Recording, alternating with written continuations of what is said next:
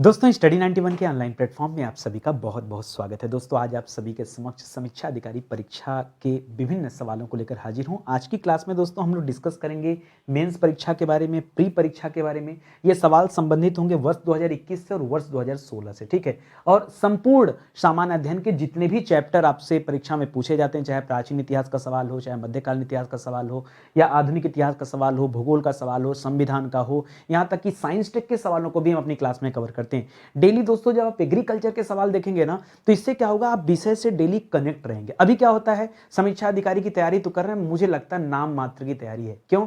क्या आप इन चीजों को पढ़ते हैं?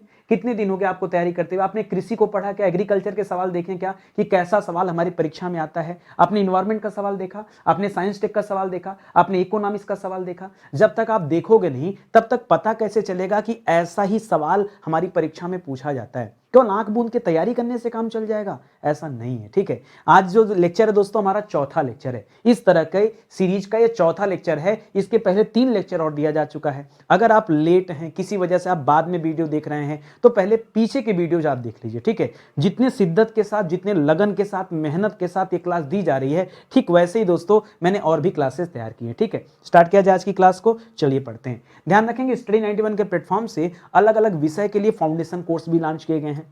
एक मौका दीजिए, जुड़िए हमारे साथ। देखिए आपका विषय मजबूत होगा ना, तो भारत का कोई भी एग्जाम आप देंगे आपको कभी टेंशन नहीं होगा, कोई हेडेक नहीं होगा, ठीक है। इसलिए मैं कहता हूं विषय को मजबूत करिए। इसके साथ साथ परीक्षा के लिए भी कई सारे कोर्सेज चल रहे हैं, तो उसे भी आप ज्वाइन कर सकते हैं। हमारा हेल्पलाइन नंबर है, कॉल करके संपर्क कर सकते हैं, या फिर स्टडी 91 के ऐप या वेबसाइट पर विजिट करके आप सारी क्लासेस को देख सकते हैं, ठीक है। चलिए स्टार्ट करते हैं दोस्तों। तो पहला सवाल ये रहा आपकी स्क्रीन पर, और ये जो सवाल दोस्तों किस सब्जेक्ट से संबंधित है, याद रखेंगे प्राचीन इतिहास से संबंधित सवाल है, ठीक है। और कब पूछा गया था? ये मेंस 2021 में पूछा गया सवाल है। मेंस में भर भर के सवाल आए हैं। आप देखें एंशिएंट हिस्ट्री हम लोग पिछले 4 दिन से कवर कर रहे हैं, रोज सवाल हमें मिल रहा है इस चैप्टर से, ठीक है। यानी सवाल आए हैं। सवाल क्या लिखा है पढ़िएगा, डरिएगा मत। थोड़ा सा बड़ा सवाल दिख रहा है, बड़े सवालों से डरने की जरूरत नहीं है, पढ़िए ध्यान से। केवल लिख रहा है नटराज नृत्य के भगवान की मूर्ति। आपने नटराज की मूर्ति तो देखा होगा, वहां पे भगवान की कैसी मूर्ति है? जो नृत्य करते हैं, शिव की मूर्ति है नृत्य करते हुए। उसके बारे में दोस्तों आपको बताना कि कौन सा कथन सही है, ये पहचानना है।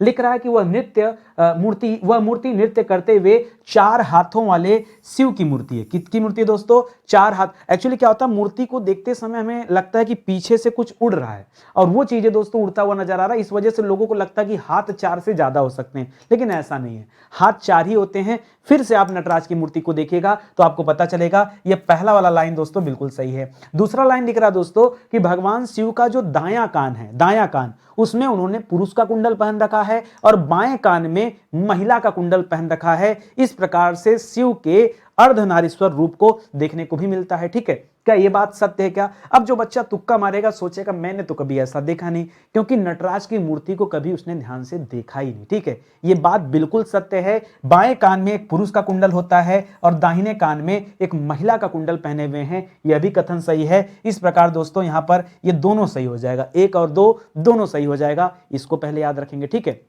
अब देखिए इससे संबंधित और क्या क्या सवाल है। लिख रहा है कि भगवान शिव की नटराज प्रतिमा ये किस काल में विकसित हुई? आपको उस काल का नाम बताना है। तो याद रखेगा दोस्तों, यह प्रतिमा चोलों के काल में विकसित हुई। किसके काल में दोस्तों? चोलों के काल में, चोलों के काल में विकसित हुई थी। यह सवाल आप इंपॉर्टेंट है आपके लिए, याद रखेंगे। चोलों की सेना, चोलों की जो नौसैनिक सेना थी दोस्तों, नौसैनिक व्यवस्था थी, वो बहुत मजबूत थी, ठीक है।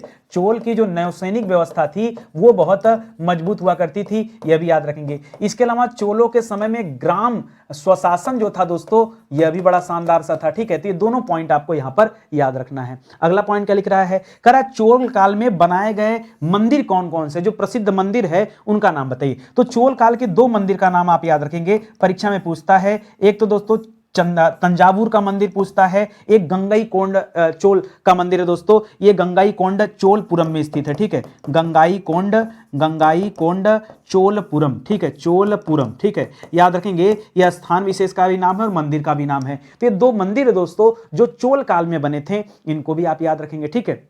अगला सवाल करा, चोल काल के दौरान मंदिरों से जुड़े शिल्पों में सबसे विशिष्ट था, किस प्रकार की कलाकारी उस समय की जाती थी दोस्तों? तो उसमें दोस्तों कांस्य से कलाकारी चलती थी, कांस्य से चित्रकारी चलती थी। इसीलिए दोस्तों ये जो आप मूर्ति देखते होंगे नटराज की मूर्ति, यह भी दोस्तों कांस्य की बनी हुई मूर्ति है, ठीक है। तो कांस्य चित्रकारी ज्यादा चलती थी, यह भी आप याद रखेंगे। ऐसे ऐसे सवाल दोस्तों आपसे आपकी परीक्षा में पूछा जाता है। आपको पता है चोल काल के एक राजा थे जिनका नाम था राजेंद्र चोल। राजेंद्र चोल ने भारत में दक्षिण भारत की सत्ता का विस्तार इतना कर दिया था कि 1200 द्वीपों पर दोस्तों राजेंद्र चोल का जो है नियंत्रण रहा करता था। कितने द्वीपों पर दोस्तों? तो 1200 से अधिक द्वीप पर किसका नियंत्रण था? याद रखेंगे चोल राजा राजेंद्र चोल, ठीक है। चोल राजा थे राजेंद्र चोल, क्या नाम था दोस्तों? राजेंद्र चोल, ठीक है। इनका दोस्तों नियंत्रण था 1200 से अधिक द्वीपों पर। ये जो आप पढ़ते हैं दोस्तों कंबोडिया, सिंगापुर, अंडमान निकोबार, उधर नीचे श्रीलंका, मालदीव, ये सब दोस्तों इनके अंडर में रहा करता था। ये आप याद रखेंगे, चोलों के समय की भारत विस्तार की बात कर रहे हैं, ठीक है। तो इसको भी याद रखेंगे। चलिए अगला सवाल पढ़ते हैं। बहुत सारे राजा हुए इसमें, जैसे राजा राज प्रथम के बारे में पढ़ा होगा, राजेंद्र चोल के बारे में पढ़ा होगा। एक मूवी भी दोस्तों भी हाल ही में आया है, पोलियन सेल्वन, ठीक है। तो पोलियन सेल्वन मूवी देखिए, वो चोल राजवंश के ऊपर ही मूवी बनी है, ठीक है। उसका 2 पार्ट आ चुका है, पोलियन सेल्वन 1 और 2। अब देखा करिए, मैं तो देखिए मूवी का बड़ा प्रेमी हूं, ठीक है। तो आप भी देखेंगे तो बहुत कुछ सीखने समझने को मिलेगा। अगला सवाल देखिए दोस्तों, मेंस 2021 का सवाल है, ध्यान रखेंगे। ये सवाल जो दोस्तों ये मिडावल हिस्ट्री का सवाल है। पढ़िए क्या लिखा है। सूची 1 को सूची 2 से सुमिलित कीजिए और सूचियों के नीचे दिए गए कूट से सही उत्तर का चयन कीजिए। एक तरफ बादशाह है, दूसरे तरफ दीवान है।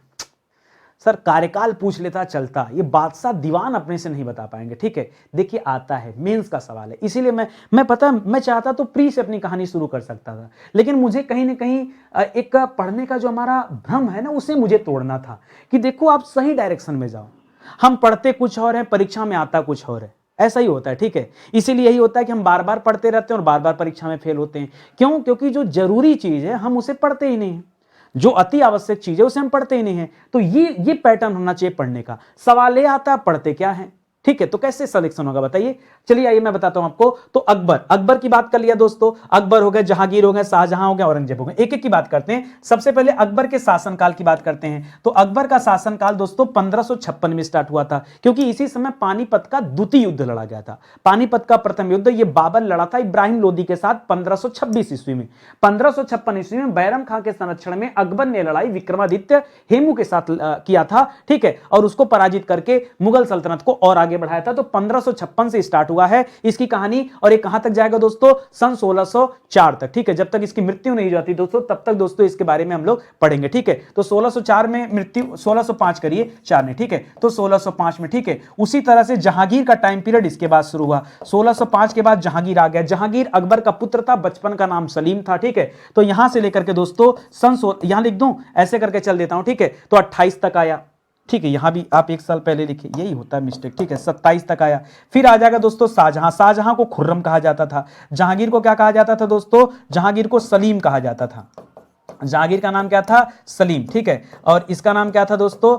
खुर्रम। क्या नाम था दोस्तों? खुर्रम, ठीक है। खुर्रम, ठीक है। खुसरो अलग था, खुर्रम अलग था। इसका शासन दोस्तों सन 27 में आया और कहां तक जाएगा दोस्तों? 58 तक। ये वाला सही है, इसको नोट कर करिएगा, ठीक है। इसके बाद आता औरंगजेब। औरंगजेब का शासनकाल सन 1658 से लेकर के 1707 तक चलता है, और इसकी मृत्यु के बाद दोस्तों इसके पुत्र रहते हैं, ठीक है। उनके बीच में उत्तराधिकार का युद्ध होता है। फिर बहादुर शाह प्रथम के नाम से गद्दी पर बैठता है इसका पुत्र, ठीक है। तो चलिए आगे बढ़ते हैं। अब बात आती है दोस्तों इसके दीवान कौन कौन थे, ठीक है। तो यहां दोस्तों जितने दीवान दे रहे हैं आपको मैच कराना। सबसे आसान जो आपके लिए है वो है जहांगीर के लिए। जहांगीर का गियास बेग हो जाएगा, ठीक है। और औरंगजेब का क्या हो जाएगा दोस्तों? औरंगजेब का था असद खां। ये बहुत आसान है। बस्ता दोस्तों अकबर और शाहजहां, ठीक है। ये जो आपको नहीं पता अकबर के बारे में और शाहजहां के बारे में नहीं पता, अब 2 नाम हमारे साथ बचे हैं। एक तो सादुल्ला खां का नाम बचा हुआ है, एक जो है सादुल्ला खां का नाम बचा हुआ है, एक मुजफ्फर खां का। तो मुजफ्फर खान याद रखेगा, ये अकबर की तरफ था, ठीक है। अकबर का दीवान था। जनरली यहां पर लोग बैरम खां ढूंढते हैं, लेकिन बैरम खां दोस्तों संरक्षण था। तो यहां पर क्या रखेंगे दोस्तों? यहां पर मुजफ्फर खान लिखिएगा। क्या लिखेंगे यहां पर लिखेगा मुजफ्फर खान, ठीक है। ये दोस्तों किसका दीवान था? ये अकबर का दीवान था। जहांगीर के दीवान के बारे में मैंने पहले बता दिया, ठीक है। गियास बेग, ठीक है। मिर्जा गियास बेग, ठीक है। मिर्जा गियास बेग एतमादुल्ला, ये इसका हो गया। शाहजहां के लिए दोस्तों छोड़ दिया था क्या? शाहजहां का सादुल्ला खां कर लीजिएगा। शाहजहां का कौन है दोस्तों? सादुल्ला खां। ये शाहजहां का दीवान था, ठीक है, सादुल्ला खां। और इसका क्या हो जाएगा दोस्तों, असद खां हो जाएगा, असद खां। ठीक है। अब जनरली क्या होता है कि हम लोग, अगर हम इसके पीरियड की बात करें, औरंगजेब की बात करें, तो हमें हमेशा मान सिंह की याद आती है। हम अगर शाहजहां के पीरियड की बात करें तो उसके जमाने में दोस्तों, क्योंकि जो है स्थापत्य कला का स्वर्णकाल कहा जाता था, इसलिए हमें उधर की चीजें याद आती। तो थोड़ा सा आप चीजों को ढंग से पढ़ेंगे तब जाकर के ये मेंस के सवालों को देख पाएंगे। ठीक है, ये तो अभी हमारा 2 सवाल हुआ। तीसरा सवाल देखिए, मॉडर्न हिस्ट्री से संबंधित सवाल है, यह भी मेंस 2021 में पूछा गया था। लिख रहा वर्ष 1809 ईस्वी में क्या हुआ था, 1809 में ढूंढो, कुछ बताओ। मैं आपको याद दिलाऊं, 1809 ईस्वी में दोस्तों अमृतसर की संधि हुई है। क्या हुई दोस्तों, अमृतसर की संधि हुई है। ठीक है, उस समय दोस्तों अमृतसर की संधि बड़ी फेमस संधि रही है, राजा रणजीत सिंह के साथ हुई है। किसके साथ दोस्तों, उस समय वहां के राजा नहीं, वहां के महाराजा कौन थे दोस्तों, महाराजा रणजीत सिंह थे। 1809 की अमृतसर की संधि याद रखेंगे। खैर, हम अपनी बात करते हैं। 1809 में राजा राम मोहन राय ने अपनी पुस्तक गिफ्ट टू मोनोथिस्ट ये किस भाषा में लिखा है। ठीक है, राजा राम मोहन राय का नाम तो सुना होगा। राजा राम मोहन राय को राजा की उपाधि दोस्तों किसने दिया था, तो इनको राजा की उपाधि दिया था अकबर द्वितीय ने। किसने दिया था दोस्तों, अकबर द्वितीय ने दोस्तों इन्हें क्या दिया था, राजा की उपाधि दिया था। और इनके द्वारा दोस्तों राजा राम मोहन राय जी के द्वारा क्या क्या शुरू किया गया, तो सबसे पहले तो दोस्तों याद रखिएगा, इनके द्वारा ब्रह्म समाज की स्थापना की। किस समाज की दोस्तों, ब्रह्म समाज की स्थापना कब किया गया, 1828 ईस्वी में। ठीक है, ये मोस्ट इंपॉर्टेंट है। ठीक है, इसके अलावा दोस्तों इन्होंने वेदांत कॉलेज भी शुरू किया था। क्या शुरू किया था, वेदांत कॉलेज की भी स्थापना किया। ठीक है, इनके द्वारा दोस्तों हिंदू कॉलेज भी स्टार्ट किया गया था, हिंदू कॉलेज की भी स्थापना किया था। खैर, ये सब बात की बातें हैं। अब जो पूछ रहा है काम की बात, तो बताइए। पूछा दोस्तों गिफ्ट टू मोनोथिस्ट जो इनकी रचना है वो किस भाषा में लिखी गई है, तो याद रखेगा दोस्तों ये फारसी भाषा में लिखी गई है। बच्चे समझते हैं कि राजा राम मोहन राय ये कहां के रहने वाले थे, बंगाल के रहने वाले थे, तो ज्यादातर जो तुक्का जिनको मारना है वो तुक्का कहां मारेगा दोस्तों, वो तुक्का मारेगा बंगाली में। ठीक है, बंगाली में। फिर सोचेगा कि राजा राम मोहन राय लगता है कि लंदन गए थे, जहां पर इनकी मृत्यु हो गई थी ब्रिस्बेन में 1833 में। फिर सोचेगा लगता है वो अंग्रेजी के बहुत बड़ा जानकार थे, ये भी गलत हो जाएगा। ठीक है, जानकार कई भाषा के थे, वो बंगाली भी जानते थे, उर्दू भी जानते थे, फारसी भी जानते थे। ठीक है, और वो सब ये सारी जानकारी थी उन्हें। लेकिन ये जो लिखा गया है ये किस भाषा में लिखा गया है, तो याद रखेंगे ये फारसी भाषा में लिखा गया है। ठीक है, इसको आप याद रखिएगा, ये मोस्ट इंपॉर्टेंट सवाल हो जाएगा। ठीक है, राजा राम मोहन राय। और लिखा किसने दोस्तों, तो याद रखेंगे राजा राम मोहन राय जी की रचना है, राजा राम मोहन राय जी की रचना है। इसी तरह से एक सवाल आता दोस्तों, अमृत बाजार पत्रिका। अमृत बाजार पत्रिका की रचना किसने किया है, तो याद रखेगा दोस्तों शिशिर कुमार घोष ने किया है। किसने किया दोस्तों, शिशिर घोष। ठीक है, किसने किया दोस्तों, शिशिर घोष में। उसी तरह से भी पूछ सकता है कि भाई ये किस भाषा में लिखी गई पत्रिका है, तो याद रखेगा दोस्तों यह अंग्रेजी भाषा में लिखी गई पत्रिका है। लोगों को नहीं भरोसा होता है, लेकिन जानिए। इसी तरह से कंफ्यूजन भरी बात बता दूं, पत्रिका का नाम है मराठा और केसरी। मराठा और केसरी दोस्तों ये दोनों ही किसने तैयार किया है, ये दोनों ही लिखा है बाल गंगाधर तिलक जी ने। किसने लिखा है, बाल गंगाधर तिलक जी ने। लेकिन एक कंफ्यूजन भरा बात बता दूं आपको, जो मराठा है ये लिखा गया अंग्रेजी भाषा में, और जो केसरी है ये लिखा गया है मराठी भाषा में। ठीक है, देखिए कितना बड़ा टेंशन है। ठीक है, नाम है केसरी तो लिखा गया मराठी भाषा में, नाम है मराठा तो लिखा गया अंग्रेजी भाषा में। कैसे बच्चा समझेगा, अगर इतना डीप में ले जाकर उसे न बताया जाए तो कभी नहीं इस बात को समझ पाएगा।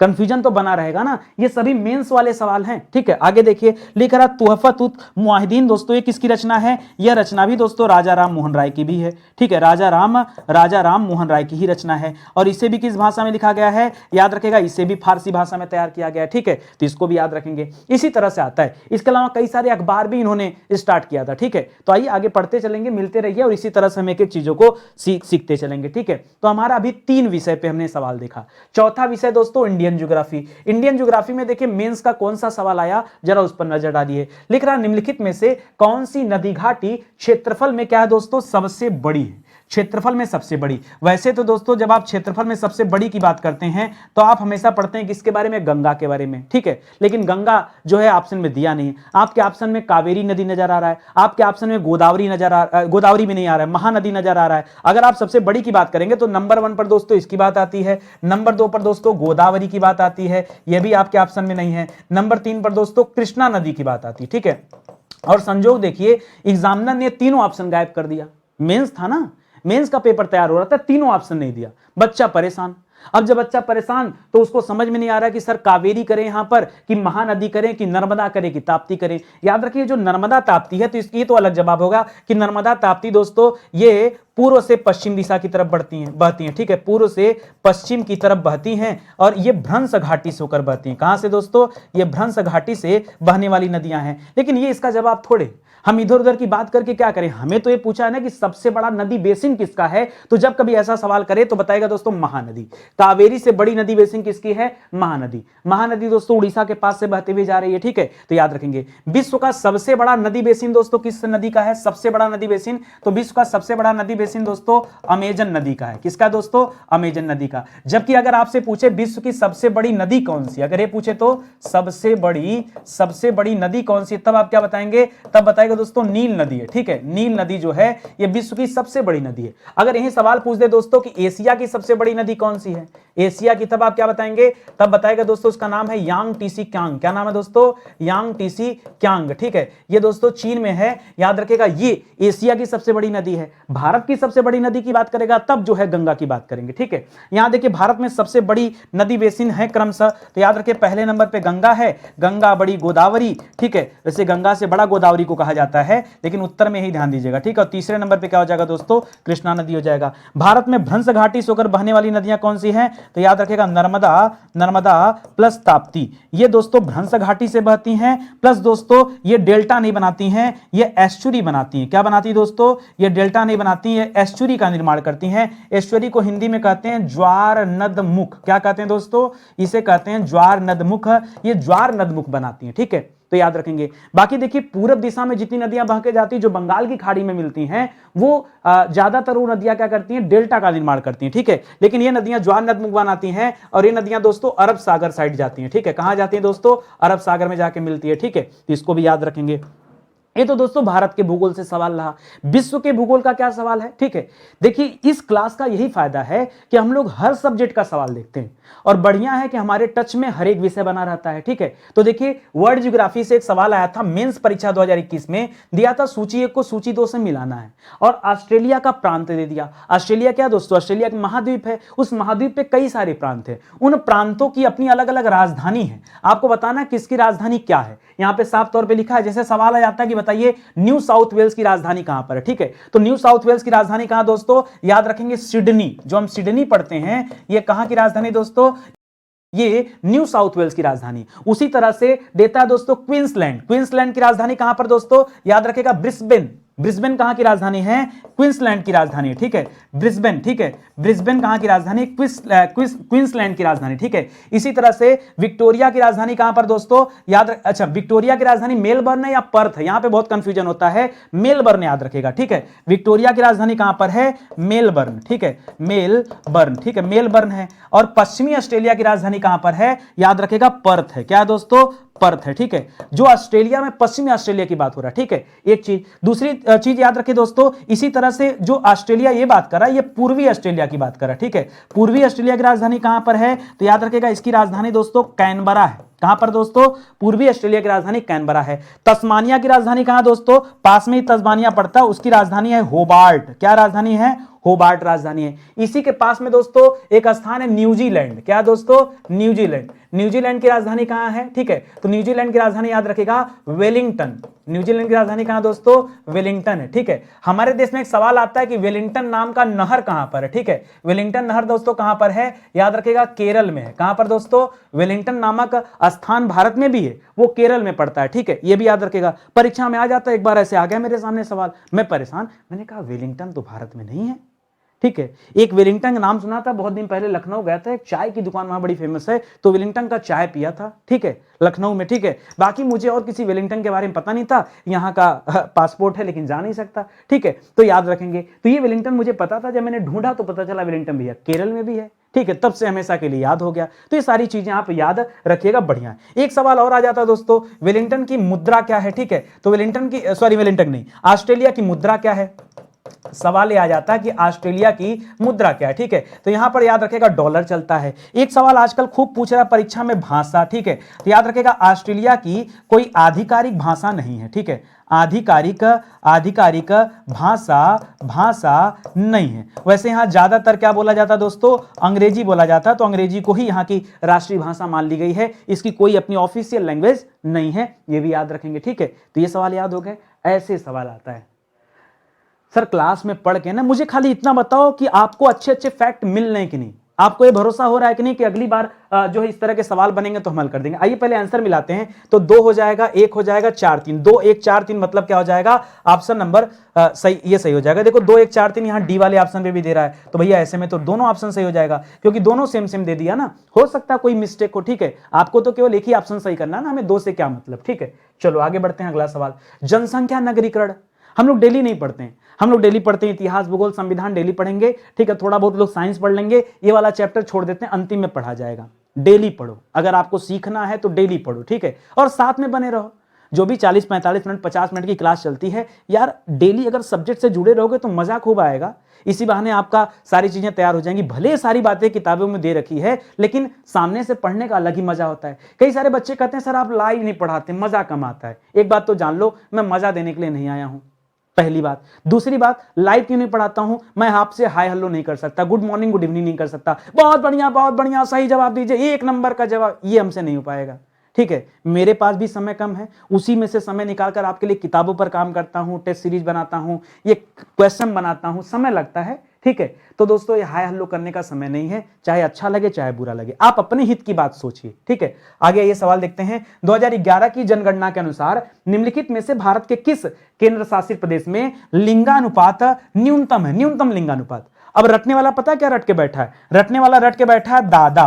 क्या रट के बैठा है, दादा। दादा माने होता है दोस्तों दादरा नगर हवेली, ठीक है, दादरा नगर हवेली। लेकिन वो भूल गया कि जो उसने रटा था ना, ये दोस्तों यहां साक्षरता की बात हो रही है, यहां सॉरी लिंगानुपात की बात हो रही है, और जो उसने रटा था ये उसने साक्षरता के लिए रटा था, ठीक है। लिटरेसी रेट याद रखेगा, न्यूनतम जो लिटरेसी रेट है दोस्तों, न्यूनतम जो साक्षरता है वो जो है दादरा नगर हवेली की है। जबकि यहां किसके बारे में पूछा है, सेक्स रेशियो के बारे में पूछ रहा है, लिंगानुपात के बारे में पूछ रहा है। तो न्यूनतम लिंगानुपात किसका दोस्तों, याद रखेंगे दमन दीव का है, ठीक है। अभी बात बताता हूं दोस्तों, अब ये जो दादरा नगर हवेली है, दादरा नगर हवेली और जो दमन दीव है दोस्तों, दमन दीव, इन दोनों को दोस्तों मर्ज कर दिया गया। क्या कर दिया गया दोस्तों, अब इसका विलय कर दिया गया। ये दोनों अलग केंद्र शासित प्रदेश नहीं है, विलय करके जो इनकी राजधानी थी दोस्तों उसको एक ही राजधानी कर दिया गया। अब इनकी राजधानी दमन है। सर ये विलय कब किया गया, हम तो सुने ही नहीं कब विलय हो गया। इसका विलय हुआ बाबू 26 जनवरी 2020 को। कब विलय हुआ, 26 जनवरी 2020 को ही विलय हो चुका है। आप न जाने क्यों आपको नहीं पता है, ठीक है। तो याद रखेंगे पहला ते पॉइंट। अब देखिए यहां पर जो दमन दीव आपका सही हो गया कि न्यूनतम लिंगानुपात अगर सभी केंद्र शासित प्रदेशों में देखेंगे तो ये हो जाएगा, ठीक है। सर्वाधिक लिंगानुपात वाला केंद्र शासित प्रदेश कौन सा है, तो सबसे ज्यादा लिंगानुपात पुदुचेरी का है। अब जिन्हें नहीं पता होगा वो तो आंख मूंद के कहेगा दिल्ली, नई दिल्ली की बात करते हैं, गजब का सेक्स रेशियो होगा। नहीं, याद रखेंगे दोस्तों सबसे ज्यादा कहां पर है, पुदुचेरी का है। वो भी कितना है मैं आपको बता दूं, 1037 है। सर जो आप न्यूनतम की बातें किए थे यहां कितना है, यहां दोस्तों है 618। इसका मतलब जानते हैं क्या होता है, इसका मतलब 1000 पुरुषों पर महिलाओं की संख्या दमन दीव में खाली 618 है, जबकि पुदुचेरी में कितना दोस्तों 1037 है। इसको याद रखिएगा। न्यूनतम लिंगानुपात वाला राज्य कौन सा, वहां तो केंद्र शासित दिया, जैसे यहां केंद्र शासित पूछा, कल को केंद्र शासित ना पूछ के आपसे राज्य पूछ ले तब आप क्या करेंगे, तो याद रखेंगे हरियाणा, याद रखेगा, ठीक है।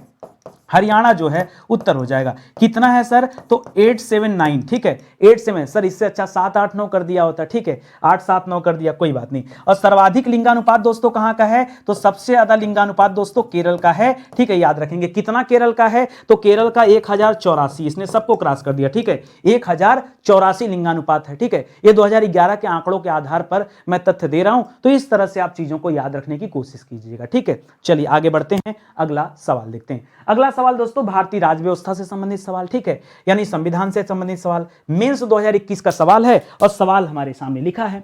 सवाल पूछ रहा दोस्तों, भारत के संविधान की निम्नलिखित अनुसूची में तीन विधायी सूचियों के बारे में, विधा मतलब क्या होगा दोस्तों, विधायी सूची, ठीक है, विधा मतलब विधायी, तीन विधायी सूचियों का प्रावधान है। ये दोस्तों किस अनुसूची में है, ठीक है, तो इसके लिए अनुसूची कौन सा दोस्तों, याद रखेंगे 7वीं अनुसूची में बताया गया इसके बारे में। कौन सी अनुसूची दोस्तों, 7वीं अनुसूची में बताया गया। 7वीं अनुसूची में दोस्तों कितने प्रकार की सूचियां हैं, याद रखेगा 3 सूची बताया गया। कितनी सूची, 3 सूची बताया गया। एक बताया गया संघ सूची, एक बताया गया राज्य सूची, एक बताया गया दोस्तों समवर्ती सूची। 3 प्रकार की सूचियां हैं। संघ सूची में याद रखेगा पहले विषय थे 97, अब विषय कितने दोस्तों, बढ़कर हो गया 100, ठीक है, पहले और अब दोनों पूछता है परीक्षा में, ठीक है। उसी तरह से राज्य में पहले था 66, अब हो गया 61, ठीक है, घट गया 5, और यहां पहले था 47, यही जो घटा है आके इसमें जुड़ गया तो अब हो गया दोस्तों 52। बात खत्म, इतने बात आता है, इससे ज्यादा कुछ आता वाता नहीं है, ठीक है। चलो यहां पर देखते हैं, लेकिन अब भारतीय संविधान का कौन सा अनुच्छेद केंद्र तथा राज्यों के मध्य शक्तियों के वितरण के लिए 3 सूचियों को प्रस्तुत करता है। आपसे उस अनुच्छेद के बारे में पूछ रहा है जो इस तीनों के बारे में बताता है, जो संघ राज्य और इसके बारे में बताता है। तो संबंधित अनुच्छेद है 246। कौन सा अनुच्छेद है दोस्तों, अनुच्छेद 246 जो है वो इसके बारे में प्रावधान करता है, ठीक है। अब जब 246 बोल ही दिया तो मैं आपको बता देता हूं, यहां पे दोस्तों भाग भी पूछ लेता है। अगर भाग पूछेगा तो बताएगा दोस्तों भाग 11 में बातें की गई हैं। इस सूची के बारे में कहां बताया गया दोस्तों, विधायी संबंध की बात किया गया है। विधायी संबंध के अंतर्गत सूचियों की बात आती है तो ये कहां चर्चा किया गया है, ये 11वें भाग में चर्चा किया गया है। यहां जब अनुच्छेद आप पढ़ेंगे तो अनुच्छेद 245 से इसकी कहानी शुरू होती है, इस विधायी वाले की, ठीक है। 245 से लेकर 255 तक चलती है। उसी में दोस्तों ये एक पार्ट आता है जहां पे हम संघ सूची, राज्य सूची और समवर्ती सूची की बात करते हैं। संघ सूची पर कानून बनाने का काम संघ का है, राज्य सूची पर कानून बनाने का काम राज्य का है, समवर्ती सूची पर कानून बनाने का काम संघ और राज्य दोनों का है, ठीक है, इसको भी याद रखेंगे। आगे करा असम, मेघालय, त्रिपुरा, मिजोरम, इसको शॉर्टकट में कहते हैं AMTM। क्या कहते हैं दोस्तों, AMTM, असम, मेघालय, त्रिपुरा, मिजोरम। ये जनजातीय क्षेत्रों के प्रशासन का उल्लेख दोस्तों किस अनुसूची में है, तो याद रखेगा 6वीं अनुसूची में। किस अनुसूची में दोस्तों, 6वीं अनुसूची में है, ठीक है, इसको याद रखेंगे। और एक चीज और यहां पे याद रखेगा, ये जो 6वीं अनुसूची है ये किस कमेटी के कहने पर दोस्तों इसको जोड़ा गया था, वो कमेटी का नाम क्या है, याद रखेंगे बारदोली कमेटी। सर हमने तो यही सुना था कि बारदोली में सत्याग्रह हुआ था, उस सत्याग्रह में बारदोली की महिलाओं की तरफ से महात्मा गांधी जी द्वारा वल्लभ भाई पटेल को सरदार की उपाधि दी गई थी। सर हमने यही पढ़ा था, हमने कभी बारदोली कमेटी के बारे में नहीं सुना। मेंस परीक्षा है, नहीं सुना तो सुनिए ना, कैसे सुनेंगे। एक्चुअली है क्या ना, इस पूरे प्लेटफॉर्म पर हर जगह जहां देखोगे सिर्फ प्री की बात होती है, मैराथन की बात होती है। ये सारी चीजें पढ़ने के लिए समय चाहिए, लगन चाहिए, मजा आ जाता है कसम से। मेंस वंस के क्वेश्चन देखो ना, दिल खुश हो जाता है कि यार क्या मजेदार सवाल है, लगता है कि कुछ लेवल का सवाल है, पढ़ सकते हैं, समझ सकते हैं। ये चीजें होती है बारदोली कमेटी, जिसके कहने पर 6वीं अनुसूची में AMTM जोड़ा गया है, असम, मेघालय, त्रिपुरा, मिजोरम। आगे बात समझ में, कहीं कोई डाउट है तो बताइए, कोई समस्या नहीं ना। अच्छा एक चीज और पूछ दूं, बड़ा खतरनाक चीज, कभी कभी इसका वरीयता क्रम पूछता है, इसका वरीयता क्रम पूछता है, ठीक है। क्या पूछता है दोस्तों, इसको वरीयता क्रम में सेट करने के लिए पूछता है। तो हर बच्चा यही रटा हुआ है, संघ सूची, राज्य सूची, समवर्ती सूची। तेरी की कर दिया गड़बड़। देखो सबसे वरीयता क्रम सेट करना ना, तो पहले संघ सूची का नाम आता है, संघ के बाद समवर्ती का नाम आता है, और समवर्ती के बाद राज्य का नाम आता है, ठीक है, याद रखना। अब पूछो ऐसा क्यों हो गया, क्योंकि दोस्तों संघ में केंद्र है तो केंद्र तो ऊपर रहेगा, समवर्ती में भी केंद्र है और राज्य है, दोनों है, इसलिए केंद्र के होने की वजह से क्या हो जाएगा, वो वरीयता क्रम में ऊपर आएगा और राज्य तीसरे नंबर पे आता है। जब कभी ये वरीयता क्रम का सवाल आया ना, तब तक बच्चे परेशान हुए हैं। क्यों भाई, रट्टाफिकेशन वाला काम है तो परेशान तो होना ही पड़ेगा, ठीक है। इस तरह से आपको एक एक चीजें सोचनी समझनी है। चलिए राज्य व्यवस्था वाली क्लास थी, ठीक है। आपको पता है स्टडी 91 पर मैं फाउंडेशन बैच दे रहा हूं लोगों को, तो लोगों को बिलीव नहीं होता कि नितिन सर का फाउंडेशन बैच क्यों ज्वाइन करे, बेकार ये वो। जाओ ज्वाइन करो, 40-50 हजार हर जगह मेंस की फीस है। मैं 1000 रुपए मांगता हूं, कितना, 1000 रुपए, ठीक है। उसके बाद भी बच्चों को लगता है कि यार बहुत महंगी फीस है, बहुत ज्यादा, ठीक है, पढ़ लो, 500 रुपए में सारे सब्जेक्ट लोग पढ़ाने वाले हैं, ठीक है, पढ़ लो, कोई दिक्कत नहीं। अगर वहां से चीजें सीख जाओ, मैं देखिए मुद्दा 1000 का नहीं है, मुद्दा है कि जो हमारे साथ काम कर रहे लोग हैं, जो टीम है, उनको लेके चलना पड़ता है, इस वजह से लागत लगती है। वरना अकेले पढ़ाना हो ना तो ऐसे बोर्ड रहे, एक कमरा रहे, काफी है, यहीं से सब खत्म कर देंगे पढ़ा के। लेकिन सिस्टम है, चीजों को लेके चलना पड़ता है। कभी आपको किसी को दौरा करना हो तो आइए, कभी स्टडी 91 स्वागत है, मैं मना नहीं करता किसी को, लेकिन सेलेक्ट होने के बाद, ऐसे नहीं, ठीक है। ऐसे नहीं, सेलेक्ट होके आइए, चाहे किसी भी पद पे, छोटे से छोटा, बड़े से बड़ा, मेरे लिए कोई बड़ी बात नहीं, आप सेलेक्ट हो जाए, यही मेरी कामना है, ठीक है। मुद्दे की बात करते हैं, इधर उधर भटकने में बड़ा नुकसान हो जाता है। मेंस एग्जाम 2021 का एक सवाल दोस्तों भौतिक विज्ञान रसायन विज्ञान संबंधित है। पूछा सवाल कि डॉप्सन इकाई से निम्नलिखित में से क्या मापा जाता है। डॉप्सन इकाई से क्या मापा जाता है? ओजोन सांद्रता या उष्मीय चालकता या भूमि की नमी या विकिरण को मापा जाता है। क्या मापते हैं दोस्तों? तो ओजोन की सांद्रता को मापने के लिए दोस्तों याद रखेंगे ये डॉप्सन इकाई का प्रयोग किया जाता है, ठीक है। अगर ओजोन की बात करें दोस्तों तो ओजोन सर्वप्रथम याद रखेगा, ओजोन एक गैस होती है जिसको कहते हैं O3। पहली बात तो याद रखेगा, ये पहला पॉइंट याद रखेगा। दूसरा पॉइंट याद रखेगा दोस्तों, ओजोन कहां पाई जाती है? ओजोन परत जो होती है दोस्तों, ये परत कहां पाई जाती है? तो ये परत स्थित है समताप मंडल में। कहां स्थित है दोस्तों? समताप मंडल में। वायुमंडल में 5 मंडल होते हैं, जिसमें सबसे पहले सबसे नीचे की तरफ विक्षोभ मंडल होता है। लोगों ने वी को गायब कर दिया, बता दिया क्षोभ मंडल, ठीक है, क्षोभ मंडल। फिर पड़ता है दोस्तों समताप मंडल, फिर पड़ता है दोस्तों आयन मंडल, फिर पड़ता है मध्य मंडल, आयन मंडल, फिर जो है बहिर्मंडल। इस तरह से 5 मंडल होते हैं। ये जो ओजोन है दोस्तों ये समताप मंडल में पाई जाती है, ठीक है। आगे लिख रहा है दोस्तों, यहां पढ़िए कि ओजोन परत को मापने के लिए डॉप्सन का प्रयोग किया जाता है, ओजोन परत की सांद्रता मापने के लिए, ठीक है। ओजोन परत की सांद्रता, ठीक है, या ओजोन गैस की उस परत में सांद्रता कितनी, उसको मापने के लिए इसको प्रयोग किया जाता है। बैरोमीटर का प्रयोग दोस्तों वायु दाब मापने के लिए किया जाता है, ठीक है। वायु दाब मापने के लिए बैरोमीटर का प्रयोग। सोनार का प्रयोग किया जाता है समुद्र के भीतर खोई चीजों को ढूंढने में, चीजों को ढूंढने में, ठीक है, ढूंढने में किसका प्रयोग किया जाता है दोस्तों? सोनार का प्रयोग किया जाता है, ठीक है। इसी तरह से लैक्टोमीटर का प्रयोग किसे कब करते हैं दोस्तों? तो दूध की शुद्धता मापने में, दूध की शुद्धता मापने के लिए लैक्टोमीटर का प्रयोग करते हैं। सिस्मोग्राफ का प्रयोग दोस्तों भूकंप की तीव्रता के लिए करते हैं। भूकंप की तीव्रता मापने के लिए किसका प्रयोग करते हैं? सिस्मोग्राफ का प्रयोग करते हैं, ठीक है। तो ऐसे ऐसे सवाल आते हैं, आज ये पूछा, कल कुछ और पूछ सकता है, परसों कुछ और पूछ सकता है। इस तरह से आप याद रखेंगे एक एक बातें, ठीक है। आगे बढ़ा जाए, अगले सवाल पे आ जाए। चलिए अगला सवाल दोस्तों जीव विज्ञान से संबंधित है, बायोलॉजी से संबंधित सवाल, ठीक है। सवाल है दोस्तों मेंस 2021 का ही, पूछा कि निम्नलिखित में से कौन एक पादप हार्मोन है। जैसे दोस्तों सजीव में याद रखेगा, जीव के अंदर यानी मनुष्यों के अंदर हार्मोन पाए जाते हैं, उसी तरह से पेड़ पौधों में भी हार्मोन पाए जाते हैं, लेकिन इंसुलिन नहीं पाया जाता। साइटोकाइनिन नामक दोस्तों हार्मोन पाया जाता है। क्या पाया जाता है? साइटोकाइनिन नामक हार्मोन पाया जाता है। यहां पर याद रखेंगे कहां पाया जाता है दोस्तों? ये एक तरह का पादप हार्मोन है। लिख रहा महिलाओं में पाए जाने वाला सेक्स हार्मोन जो है, उस सेक्स हार्मोन का नाम क्या दोस्तों? तो इसको कहते हैं दोस्तों एस्ट्रोजन। क्या कहते हैं दोस्तों? एस्ट्रोजन कहते हैं। क्या कहते हैं? एस्ट्रोजन नाम देते हैं, जो महिलाओं में पाया जाता है, ठीक है। अगला सवाल दे रहा मानव के अग्न्याशय में, ठीक है, अग्न्याशय में निर्मित होने वाला हार्मोन कौन सा है? तो अग्न्याशय में पाया जाता है दोस्तों इंसुलिन। क्या पाया जाता है दोस्तों?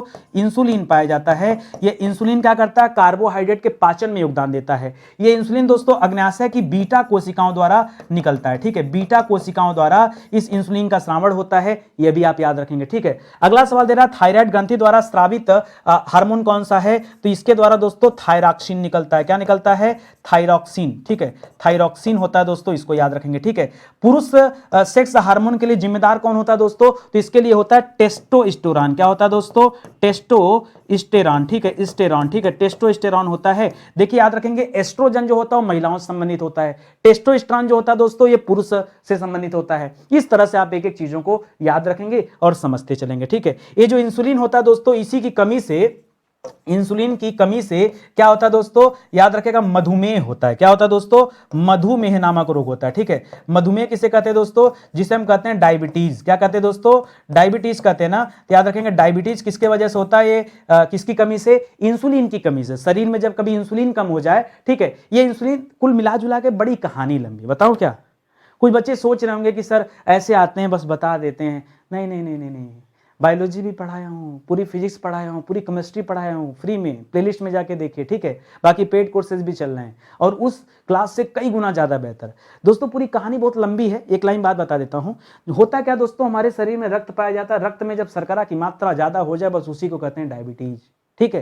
तो जब कभी आप डायबिटीज चेक कराते हैं तो आप करते हैं फास्टिंग और पीपी। फास्टिंग मतलब खाने के पहले, पीपी मतलब खाने के बाद, ठीक है। तो होता क्या दोस्तों, खाने के पहले ब्लड में शर्करा की मात्रा कितनी थी उसी के लिए जांच किया जाता है, और खाने के बाद ब्लड में शर्करा की मात्रा क्या हो गई वो जांच किया जाता है। तो यही जो शर्करा जाके मिल जाता है, शर्करा क्यों जाके मिल जाता है, क्योंकि इंसुलिन नहीं बन रहा है। शरीर में इंसुलिन बनता तो कभी भी ब्लड में शर्करा नहीं मिलता, ठीक है। कार्बोहाइड्रेट का ठीक ढंग से पाचन होता, शर्करा मिलता नहीं। ये सब इसकी कहानियां हैं, ठीक है। चलिए आगे बढ़ते हैं दोस्तों। ध्यान रखेंगे स्टडी 91 के प्लेटफॉर्म से हम लोग अब किताबों पर काम करने लगे। यही जो समय बताते हैं, हाय हेलो नमस्ते गुड मॉर्निंग गुड इवनिंग, यही समय बचा के एक किताब लिख रहे हैं दोस्तों। अलग अलग विषय के लिए, अलग अलग परीक्षाओं के लिए किताबें हैं, जिसमें समीक्षा अधिकारी के लिए स्पेशल किताबें हैं। आपको ये नहीं लग रहा कि जो इंसान यहाँ पढ़ा रहा होगा इतना मेहनत से, वो इंसान अपनी किताब में क्या कुछ लिखा होगा? भाई ले लो, जबरदस्त सेलिंग चल रही दोस्तों इन दोनों किताबों की। ये आरओ परीक्षा के लिए हिंदी की किताब है, ये जीएस की किताब है। इससे तो बेहतर कुछ मिलेगा नहीं। मार्केट की जितनी किताबें होंगी सब रख लेना इसके सामने, और उसके बाद बताना, कमेंट करके बताना कि इस किताब में दम है कि नहीं। ये बताना कैसे ऑर्डर करें दोस्तों, हमारा हेल्पलाइन नंबर है, डायरेक्ट आप इस पर हेलो कर दीजिए, हमारी टीम आपको कांटेक्ट कर लेगी, या फिर और भी नंबर है, डिस्क्रिप्शन में सारी चीजें दी गई। ये सुपर सेलिंग बुक है इसलिए अलग से लगा के रखें, ठीक है। आगे बढ़िए, अगला सवाल देखिए। अगला सवाल दोस्तों इकोनॉमिक्स से संबंधित वो चैप्टर जो हम लोग कभी पढ़ने का प्रयास ही नहीं करते, पता नहीं क्यों। एकदम आसान सा सवाल देखो, एकदम आसान सा सवाल करा, व्यापार के संदर्भ में निम्नलिखित कथनों में से कौन सा सही है, बता देंगे। बिजनेस के बारे में कौन नहीं जानता, बताओ। बिजनेस ट्रेड के बारे में कौन नहीं जानता। लिख रहा है या मांग और पूर्ति दोनों का प्रतिनिधित्व करता है। अगला पॉइंट देख रहा है या केवल मांग का प्रतिनिधित्व करता है। मैं बताऊं क्या, सुनो कहानी सुनो यार। मांग और पूर्ति माने क्या होता है, पहले समझो बात को। मांग माने क्या होता है दोस्तों, मांग कहा जाता है डिमांड को। किसे कहते हैं दोस्तों, डिमांड को, ठीक है, एक पॉइंट। दूसरा दोस्तों, पूर्ति किसे कहा जाता है, ध्यान समझना, पूरा चैप्टर खत्म कर देंगे यहीं पे, ठीक है। पूर्ति कहा जाता है दोस्तों सप्लाई को, ठीक है। अब दोस्तों डिमांड और सप्लाई कहानी, मान लो दोस्तों इस पेन की बात करते हैं, ठीक है, इस पेन की बात करते हैं। अब मार्केट में मान लो खूब इसकी डिमांड हो रही है। जब डिमांड किसी चीज की बढ़ती है तो सप्लाई क्या हो जाता है, कम हो जाता है। जब किसी चीज की सप्लाई बढ़ती है तो डिमांड कम हो जाता है। इन दोनों में हमेशा इनवर्स रिलेशन होता है। आप कहोगे नहीं सर, हम तो सुने किसी चीज की डिमांड बढ़ती है तो उसका दाम भी बढ़ जाता है। नहीं, ऐसा अपवाद वाले केस में होता है। ऐसा आप देखो ना, अभी मान लो चाय मिलता है 5 रुपए का, कोई चाय मिलने लगे 50 रुपए का, बंद हो जाएगा बिकना, खरीदोगे नहीं ना। आप देखो ना, टमाटर के दाम बढ़ जाते हैं, फिर आप खरीदते हो, टमाटर खाना लोग कम कर देते हैं। मुद्दा समझो, प्राइस बढ़ेगा तो सप्लाई देखो, प्राइस बढ़ता कब है दोस्तों, जब किसी चीज की सप्लाई डाउन होने लगती है, मार्केट में सप्लाई ही नहीं हो रहा है। मान लो हमने किताब कम छपाया, खरीदने वाले ज्यादा लोग, तो अगर सप्लाई कम होगी तो जाहिर सी बात है डिमांड बढ़ जाएगा। हाँ ठीक है, तो इन दोनों को पूरा करना पड़ता है। जब ये दोनों पूरा होते हैं, जहां पर एक पॉइंट में मिलते हैं, उसी को कहते हैं इक्विलिब्रियम पॉइंट, ठीक है। यहीं पर इक्विलिब्रियम पॉइंट होता है जहां पे दोनों मिल जाते हैं, ठीक है। फिलहाल के लिए याद रखिए, इन दोनों में हमेशा इनवर्स रिलेशन होता है, और ये केवल डिमांड से संबंधित नहीं है। याद रखिएगा, कोई भी बिजनेस हो दुनिया का, ये डिमांड सप्लाई दोनों पर उसका जो है जोर होता है, ठीक है, दोनों पर उसका काम होता है, ठीक है। एक एक से काम कौन सा चलेगा, एक वाली बात हो गई, फिर तो मोनोपोली हो गया, कोई ऑप्शन आपके पास नहीं है, मोनोपोली है, ठीक है। सरकार जो चाहे कर ले। सपोज करिए ट्रेन की बात करते हैं, ट्रेन तो मोनोपोली है। अभी ट्रेन का फेयर अगर सरकार बढ़ा ले, आप क्या कर सकते हैं बताइए। कई सारे ऐसे स्थान है जहां पर जाना संभव नहीं, गाड़ियां नहीं चलती, प्लेन नहीं चलती, नाव नहीं चलती, तो क्या ट्रेन ही ऑप्शन है। फिर अगर उसकी प्राइस बढ़ भी जाती तो कुछ कर सकते हैं आप, मोनोपोली। मोनोपोली मतलब एकाधिकार। ये हमारा सब्जेक्ट रहा है भाई, बीकॉम के स्टूडेंट हैं, कॉमर्स वाले हैं, ठीक है, हर जगह बुद्धि लगा लेते हैं। आगे देखिए, कर मांग और पूर्ति के मध्य संबंध है, संबंध हमेशा व्युत्क्रम होता है। व्युत्क्रम माने क्या होता है दोस्तों, व्युत्क्रम माने तो उल्टा, व्युत्क्रम माने होता है विपरीत, ठीक है। क्या होता है दोस्तों, उल्टा या फिर विपरीत रिलेशन होता है। इन दोनों में क्या होता है दोस्तों, विपरीत रिलेशन। इंग्लिश में इसी को कहते हैं इनवर्स रिलेशन। लिख रहा है, वस्तु की कीमत में परिवर्तन होने पर उसकी मांगी गई मात्रा में भी परिवर्तन होता है। कैसी, अगर वस्तु की कीमत में परिवर्तन होता है, मांगी गई मात्रा में परिवर्तन होगा, इसी को कहते हैं मांग का नियम, ठीक है। क्या कहते हैं दोस्तों, मांग का नियम, ठीक है, लॉ ऑफ डिमांड। क्या कहते हैं, लॉ ऑफ डिमांड। करा पूर्ति व मांग का सिद्धांत दोस्तों किसने दिया था, तो दिया था इसे अल्फ्रेड मार्शल ने। किसने दिया था दोस्तों, अल्फ्रेड मार्शल ने दोस्तों यह सिद्धांत दिया था। एक सवाल और आ सकता है कि सिद्धांत उन्होंने कब दिया था, ठीक है, कब दिया था, तो बताएगा दोस्तों 1890 में दिया था। कब दिया था, 1890 में दिया था दोस्तों, 1890, ठीक है, 1890 में यह सिद्धांत दिया था अल्फ्रेड मार्शल ने, ठीक है। उन्होंने डिमांड और सप्लाई के बारे में बताया था। तो हमारे इकोनॉमिक्स से जुड़ा हुआ सवाल हो गया, अर्थशास्त्र से संबंधित सवाल।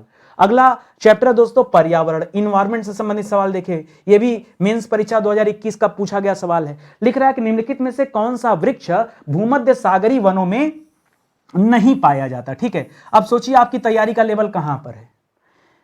जब आप इन्वायरमेंट नहीं पढ़ेंगे ऐसे सवाल आपसे छूट जाएंगे, ठीक है।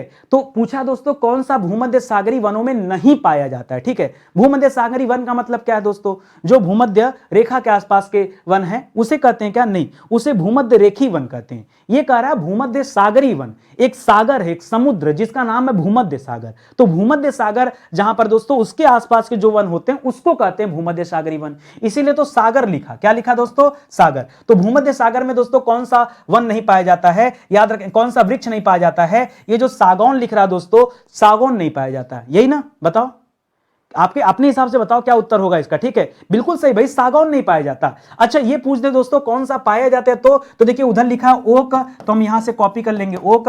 वहां लिखा दोस्तों चेस्टनट, दोस्तों चेस्टनट माने जानते हैं, चेस्टनट, ठीक है, चेस्टनट, ठीक है। चेस्टनट पे कई सारी मूवी भी आई है, चेस्टनट और वालनट, ठीक है, वालनट, वालनट, ठीक है, अखरोट, ठीक है, याद रखेंगे। चेस्टनट हो गया, वालनट हो गया, और क्या हो गया, इसके अलावा चीड़ पाया जाता है, चीड़, चीड़ पाया जाता है, जैतून भी दोस्तों पाया जाता है, ठीक है। तो चीड़ हो गया, जैतून हो गया, ओक हो गया, चेस्टनट हो गया, वालनट हो गया, ठीक है। एक और अच्छा सा नाम है यार, सीडर, सीडर भी पाया जाता है, ठीक है, सीडर। ये सारे वृक्ष दोस्तों ये भूमध्य सागरी वन है, याद रखेंगे। ये जो सागौन लिखा था कि जो वहां नहीं पाया जाता है, सर ये कहां पाया जाता है, ये पाया जाता है दोस्तों उष्ण कटिबंधीय वन में। कहां पाया जाता है दोस्तों, यह पाया जाता है उष्ण कटिबंधीय वन में, ठीक है। लिख रहा भूमध्य सागरी वनस्पतियां कहां पाई जाती हैं, तो इसके लोकेशन में दोस्तों दो तीन चीजें हैं। एक तो इसके लिए दोस्तों, एक तो याद रखेगा भूमध्य सागरी वनस्पतियां हमने कहा भूमध्य सागर के पास पाई जाती है। दूसरा याद रखेगा दोस्तों, एक फिक्स लोकेशन इनका और होता है, किसी भी महाद्वीप, ठीक है, आप महाद्वीप की बात कर लीजिए, महाद्वीप का खास करके दो एरिया, या तो दोस्तों पश्चिम साइड का एरिया, पश्चिम साइड का एरिया, या तो दोस्तों दक्षिण पश्चिम का एरिया, ठीक है, दक्षिण पश्चिम का जो एरिया होगा, इस एरिया में दोस्तों खास तौर पर इस तरह के वृक्षों की प्रधानता होती है। मैंने क्या समझाया, फिर से पढ़िए दोस्तों, खास करके पश्चिम का एरिया या दक्षिण पश्चिम का एरिया, जो भी महाद्वीप है उन महाद्वीपों के, सभी महाद्वीपों के, ठीक है, उसके इस वाले क्षेत्र में ज्यादातर भूमध्य सागरी वन पाए जाते हैं। ये आप याद रखिएगा अलग से, ठीक है, ताकि आपकी और भी बेहतर तैयारी हो पाए। चलिए अगला सवाल देखते हैं। अगला सवाल दोस्तों कृषि से है, एग्रीकल्चर से संबंधित सवाल है। ये प्री परीक्षा 2017 में पूछा गया सवाल था, क्योंकि ज्यादातर सवाल नहीं मिल रहे थे मुझे। अब देखिए होता क्या है, आपको ये समझ में आ रहा होगा सर ऐसा क्यों, अभी तो आप मेंस पढ़ा रहे थे, अब अचानक से आप प्री पे आ गए। देखिए हमें क्या करना, हमें हर सब्जेक्ट कवर करना है। तो जब हर सब्जेक्ट कवर करेंगे तो भाई जैसे अब एंशिएंट हिस्ट्री से 4-5 सवाल पूछे गए मेंस में, लेकिन दोस्तों अब कृषि से तो नहीं 4-5 सवाल पूछे गए, तो कृषि से किसी में पूछा गया, किसी में नहीं पूछा गया। इस वजह से कृषि समाप्त होते होते कहां पे आ गई, ये हम पहुंच गए दोस्तों 2017 प्री पे, ठीक है, इस तरह से हुआ।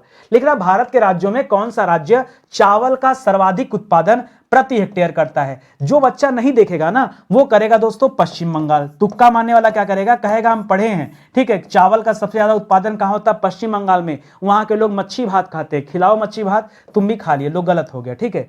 ध्यान दीजिए, अगर आपसे पूछे दोस्तों पश्चिम बंगाल कब करेंगे, जब आपसे पूछे दोस्तों सर्वाधिक उत्पादन। क्या मजाक कर रहे हैं सर, यही तो पूछा है, ये नहीं पूछा बेटा, ध्यान से देखो, पूछा है प्रति हेक्टेयर।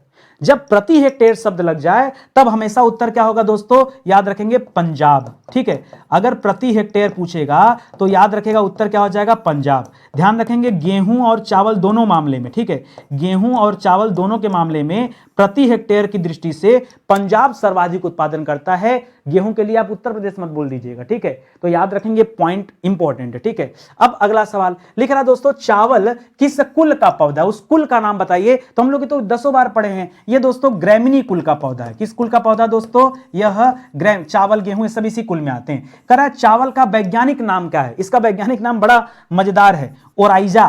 क्या नाम दोस्तों, ये चावल ओराइजा, खत्म हो जा, ओराइजा, ओराइजा याद रहेगा, ये थोड़ा सा डिफिकल्ट पड़ जा रहा है, ओराइजा सैटाइवा, ठीक है, ओराइजा सैटाइवा, ये चावल का वैज्ञानिक नाम है। अगला लिख रहा है दोस्तों, चावल का सर्वाधिक उत्पादक राज्य कौन सा है। अगर राज्य पूछे तब आप बताएंगे दोस्तों पश्चिम बंगाल, अगर प्रति हेक्टेयर पूछेगा तब आप बताएंगे पंजाब, ठीक है। अगला सवाल, केंद्रीय चावल अनुसंधान संस्थान कहां पर स्थित है दोस्तों, तो यह कटक में स्थित है। कटक कहां पर दोस्तों, उड़ीसा में, ठीक है, उड़ीसा कटक में केंद्रीय चावल अनुसंधान संस्थान स्थित है, यह भी आप याद रखेंगे, ठीक है।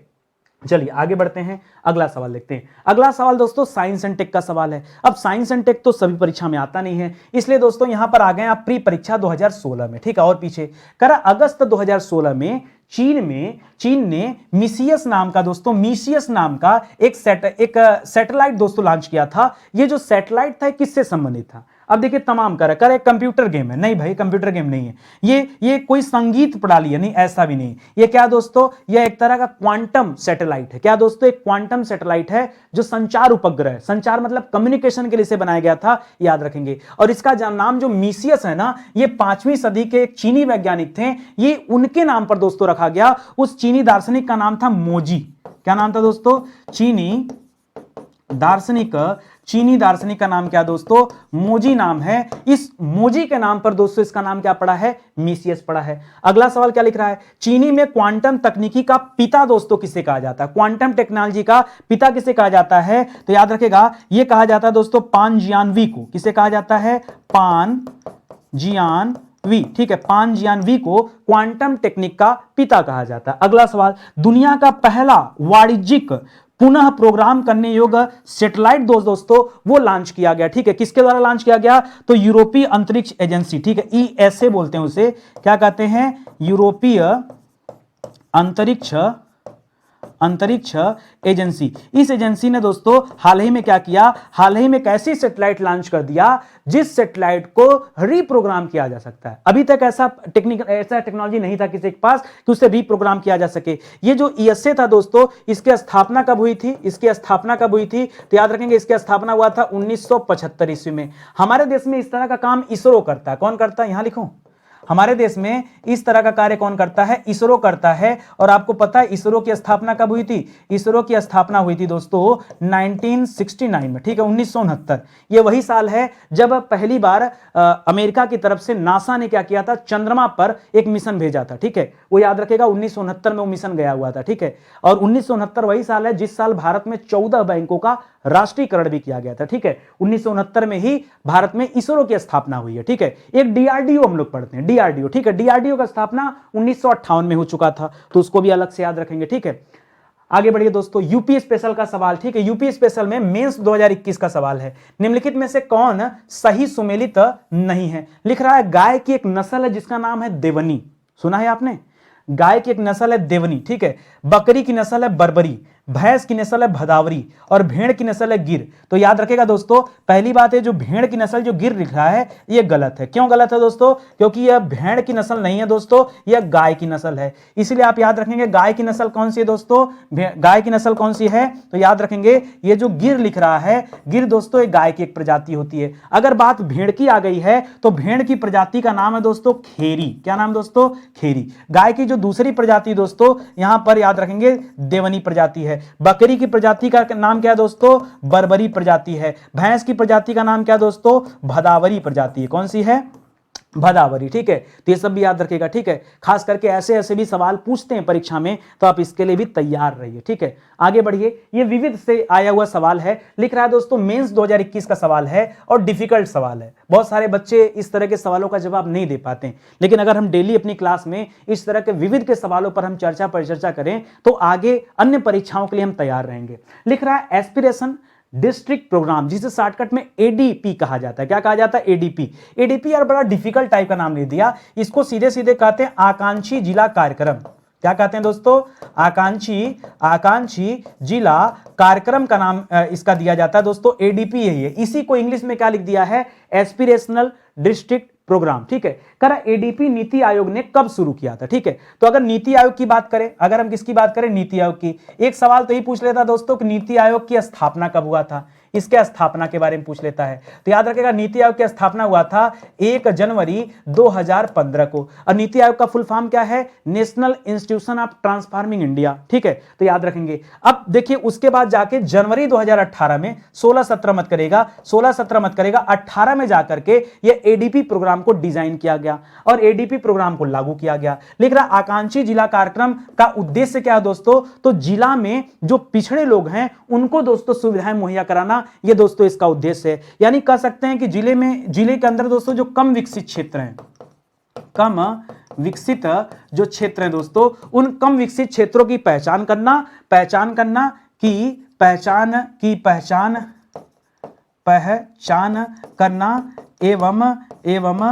एवं जीवन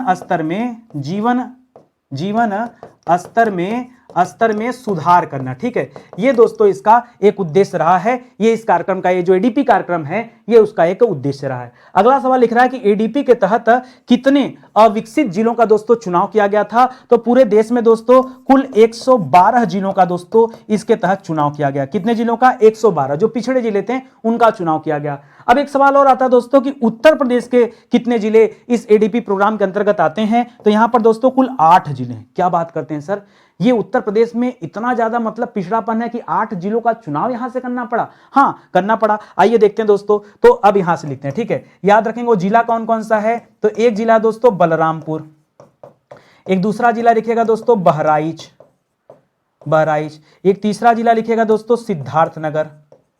ठीक है, सिद्धार्थनगर। ठीक है, एक चौथा जिला लिखिएगा दोस्तों सोनभद्र, लिखते जाइए। ठीक है, सोनभद्र। एक चौथा जिला बनारस के पास में है चंदौली। ठीक है, एक श्री राम जी काफी समय तक यहां समय बिताए चित्रकूट। एक और छूट रहा है ना, चित्रकूट, यहां कूट लिख दीजिएगा, चित्रकूट। बलरामपुर, बहराइच, सिद्धार्थनगर, सोनभद्र, चंदौली, और ये एक छूट रहा है, हाँ याद आ गया, श्रावस्ती। छठा के बाद 7वें नंबर पे, नहीं अभी तो 7 ही हुआ ना, श्रावस्ती वो स्थान दोस्तों जहां पर गौतम बुद्ध जी ने सबसे ज्यादा उपदेश दिया था। ठीक है, वो हो गया। और एक जिला बलरामपुर, बहराइच, सिद्धार्थनगर, सोनभद्र, चंदौली, चित्रकूट, श्रावस्ती। क्या छूट रहा है? बलरामपुर हो गया, बहराइच हो गया, और सिद्धार्थनगर उधर हो गया, श्रावस्ती हो गया, बनास के पास वाला चंदौली हो गया, इधर चित्रकूट हो गया, और बलरामपुर,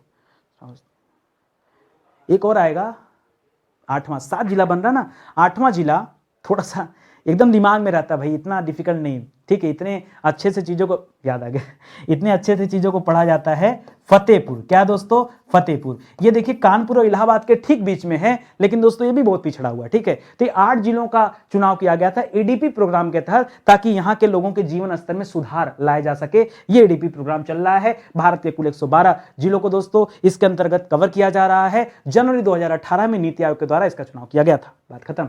आगे बात समझ में? तो ऐसे ऐसे सवालों की बात करेंगे, मजा आ रहा है पढ़ करके। देखिए आज तो हमारी चौथी सीरीज है, ये सीरीज बहुत लंबी चलने वाली है, लेकिन एक कारण है जब ये सीरीज रुक सकती है।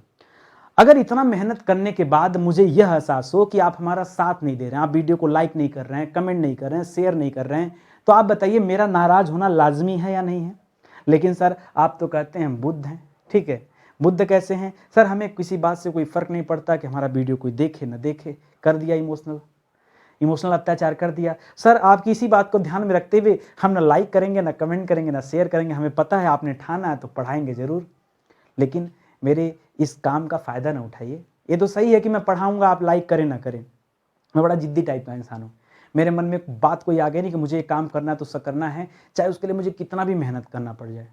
मेरे जगह पे कोई दूसरा इंसान होता ना, एक पेड बैच लॉन्च कर देता, इसका एक पेड बैच लॉन्च कर देता कि आओ लोग खरीदो। ठीक है, मेरे दिमाग में नहीं आया, मैंने कहा नहीं, कुछ करते हैं अलग करते हैं। ठीक है, तो ये एक जिद वाला स्वभाव है, लेकिन कहीं ना कहीं कष्ट भी होता है थोड़ा सा कि जिन लोगों के अंदर क्वालिटी नहीं है वो हमसे आगे जा रहे हैं, हम जहाँ हैं वहीं खड़े हैं, तो थोड़ा सा कष्ट होता है कि पता नहीं क्यों बच्चे रूठ गए हैं या भगवान रूठ गए हैं। खैर कोई भी हो, एक चीज़ें हैं कि आप अपना कर्म अपनी ईमानदारी से करते रहेंगे तो सफलता आज नहीं तो कल जरूर मिलेगी। ठीक है, तो जब मैं सोचता हूँ, मैं लोगों को समझाता हूँ, तो ये चीज़ मैं अपने ऊपर अप्लाई क्यों नहीं करता? मुझे इतनी चिंता करने की क्या जरूरत है? एक भगवान है ना, उसे लग रहा होगा नितिन अभी तू अच्छा काम नहीं कर रहा, तुझे और मेहनत करना है।